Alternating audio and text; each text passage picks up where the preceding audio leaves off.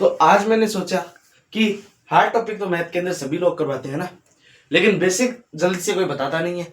ये आदत हो गई आजकल की। तो ना आज मैंने सोचा क्यों ना आपको एक्सरसाइज फर्स्ट करवाने से पहले मैं बेसिक मैथ करवाता हूँ। नॉर्मल जो नॉलेज होता है, क्योंकि ना मैंने देखा है कई बच्चों से मैंने पूछा था, बच्चों को सम विषम का ज्ञान नहीं है। 10th क्लास में हो रहे हैं आज, इवन और ऑड नंबर्स का उनका भी ज्ञान नहीं है आज कई बच्चों को। आज के समय की ये स्थिति है। कुछ सरकारी स्कूलों के कारण हो रही है और कुछ अनेक कारणों से हो रही है, क्यों टीचर बताते नहीं है। तो देखो सभी को बताना चाहिए, ये मैं मानता हूँ, है ना। अब देखो मैं बताता हूँ।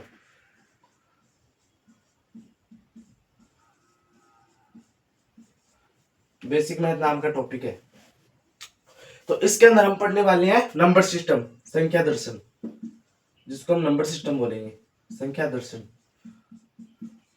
तो संख्या देखो दो प्रकार की होती है अपने, वास्तविक संख्या, वास्तविक संख्या जिसको बोलते हैं रियल नंबर्स, और ये होती है काल्पनिक संख्या, इनको बोलते हैं इमेजिनरी नंबर्स। वास्तविक संख्या रियल नंबर्स, काल्पनिक संख्या इमेजिनरी नंबर्स। ओके, ये दो चीज हो गई। अब वास्तविक संख्या क्या होती है?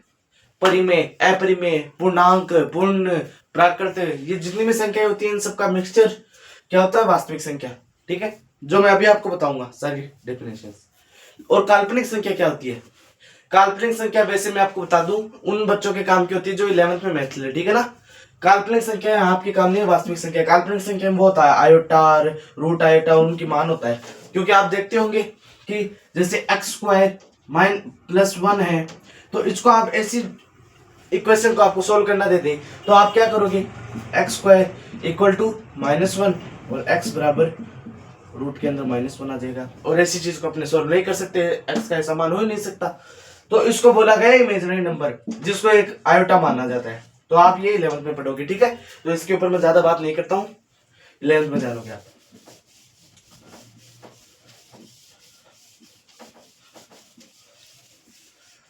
फिर मैं आपके सामने बात करने वाला हूं संख्याओं की।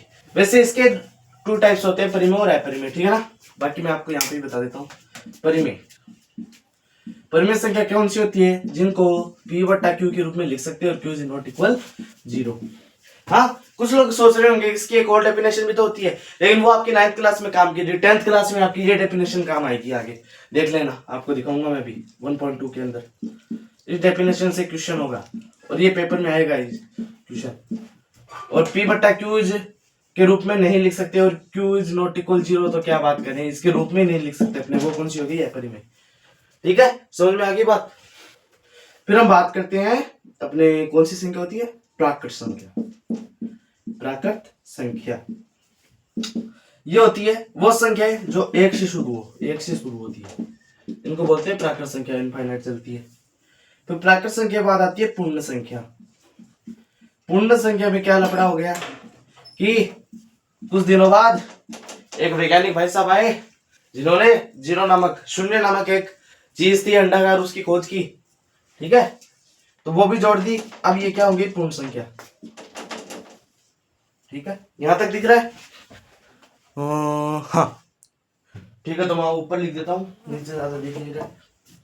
पूर्ण संख्या होगी, ठीक है। और एक और अपनी संख्या कौन सी? प्राकृत संख्या। कौन सी संख्या? प्राकृत संख्या। प्राकृत नहीं, वो पूर्णांक संख्या।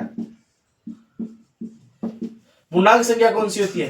फिर माइनस के अंदर भी नंबरों की खोज हुई, तो इस तरफ तो ऐसे ही चलेगा 0 1 2 डैश इनफाइनाइट, लेकिन इधर भी चले -1 -2 डैश इनफाइनाइट। ये हो गई पूर्णांक संख्या, ठीक है। दोनों तरफ चले, मतलब जो संख्या।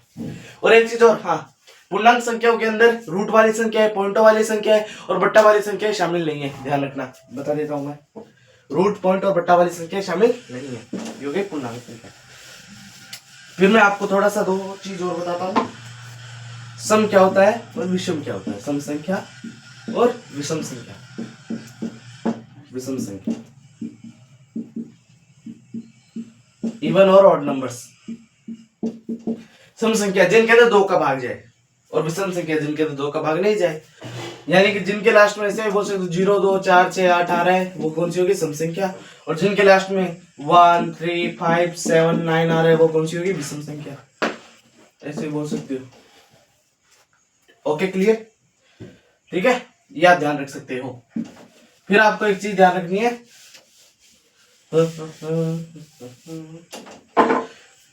भाज्य संख्या और अभाज्य संख्या। भाज्य संख्या कौन सी होती है? जिनके अंदर खुद के अलावा और किसी का भी भाज्य है। जैसे आपके सामने मैं रख दूं 4, 4 के अंदर 1 का जाता है, 4 का भी जाता है, लेकिन इसमें 2 का भी तो जाता है मामू। तो खुद के और 1 के अलावा एक संख्या और आ गई ना, क्यों? एक का भाग तो सबके अंदर जाता है, कोई इश्यू नहीं है। तो खुद के और 1 के अलावा एक और संख्या आ गई, इसलिए ये भाज्य संख्या है। और हाँ, सबसे छोटी भाज्य संख्या क्या है? 4 है। ध्यान रख सकते हो आप, सबसे छोटी भाज्य संख्या 4 है। फिर हम बात करते हैं अभाज्य संख्या की। अभाज्य संख्या जिसको हम बोलते हैं प्राइम नंबर्स। तो ये देखो कौन सी होती है अभाज्य संख्या। वो संख्या जिनके अंदर खुद के अलावा किसी का भाग नहीं जाए और 1 के अलावा, खुद के और 1 के अलावा किसी का भाग नहीं जाए। तो जैसे आपके सामने 2 है, 2 के अंदर 1 का जाता है और 2 का जाता है, बस। किसका जाता है? आगे नहीं जाता, 1 और 2 का जाता है। तो आप बोल सकते हो सबसे छोटी